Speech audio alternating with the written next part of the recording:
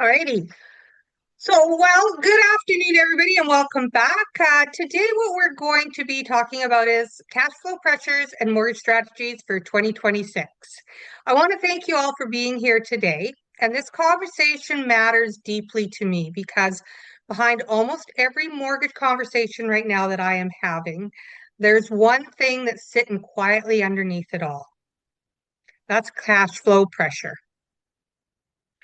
People are exhausted because we've got groceries are going up, insurance is up, mortgage payments are up, and life simply is heavier than it's ever been before.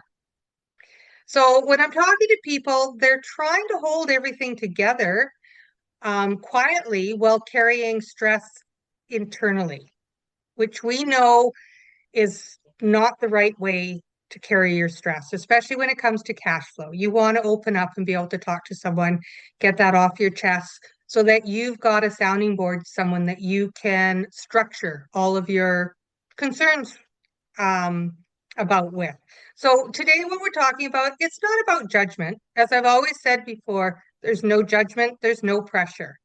This is about strictly the clarity, strategies, understanding all of your options before your stresses become crisis.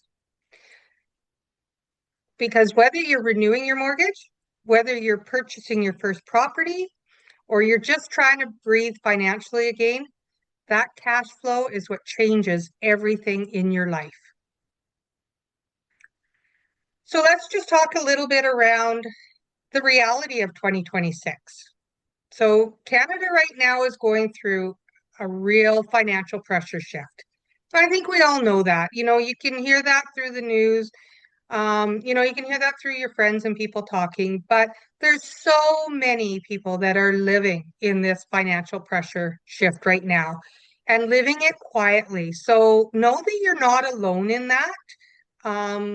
Doesn't always take that stress away, but know that you have someone like myself that you can come to and talk about it so that we can find some solutions that'll take some of that stress away from you. And again, like there's no judgment. Like right now, life is harder than it has ever been in all my years of being with clients and people in structuring all kinds of debt restructures for them, all kinds of purchases, whether it be business or commercial. I really honestly have not seen something like this since probably the 80s. And I'm thinking sometimes we're trending even worse than we were in the 80s. Even the crashes that we had, through COVID and all that kind of stuff, it just feels like people are having a lot more pressure than they've ever had before. So when I talk about people becoming comfortable during these historical low rate years, that made a lot of sense at that time. But today renewals are happening at a much higher rate. Yes, Bank of Canada did hold the rate again.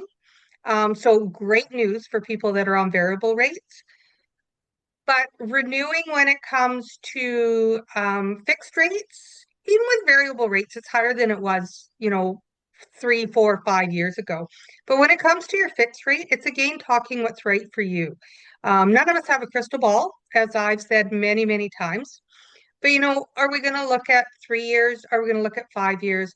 What works for you? Let's talk about where we, think or strategize around where our economy is going. There's the wars are going on, we got elections going on. We have got so many things going on that play into the factor of this, and everybody's decision will be differently. But sitting down and talking about it will make the right sense because your rates are going to be higher than they were 5 years ago or even 4 years ago when you did your renewals. So the pressure is not just your mortgage payments that have to be into consideration. It's everything combined. As we talked about earlier, it's our higher cost of living. It's the higher debt payments that we've got. The insurance costs are way higher. It's emotional fatigue. Like people are getting up and going to work and running their day, running the family, getting the kids where they need to go, working with their spouses to make sure everything's coming into play. Um, keeping it all together while we're at work, because we know while we're at work, we put that best front on it. And a lot of that we're internalizing. We get home, we have to make dinner. And then you go to bed and it's really supposed to be that time to sort of relax. But when you've got financial strains on you or uncertainties of what's coming down when it's coming to mortgage renewals or purchasing a home, we don't sleep well.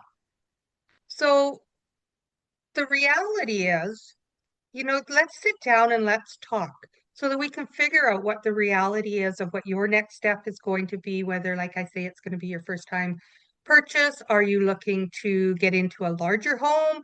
Are you looking to downsize? Do you have some outside debts that we want to look at restructuring in? And it's not always about putting it in your mortgage. Sometimes that is the right decision. But there are other ways and other solutions and options than putting it in your mortgage that I also can work with you because I work with so many different um, people within my network that we do find solutions for everybody in different ways to make it work for them. And a mortgage technically qualifies on paper, but if monthly life feels suffocating afterwards, the strategy needs to be revisited. Because the last thing we want to do is, go out there and say, well, I can afford $1,500 a month. Well, on paper, you probably, you can afford $1,500 a month or $2,500 a month, depending on what you're purchasing. But when it gets down to the nitty gritty and the nuts and bolts and those what ifs and just saving even for your emergencies and insurances and things like that, that may be stretching it for you. And you may not be comfortable with making that payment. And that's okay. We need to revisit and sit down and talk about that. Even if you did a mortgage a year ago and you're finding now that you're suffocating with those payments, that's not anything you've done wrong. That's what's going on in our world right now. And again, there's no judgment on any of this. Let's sit down, figure it out, come up with a strategy that's going to give you the relief that you need, take some of those stresses away so that you can just continue living your best life. And that's what this is all about. Living the life you want to, not the life you have to, because you're constantly strapped for cash.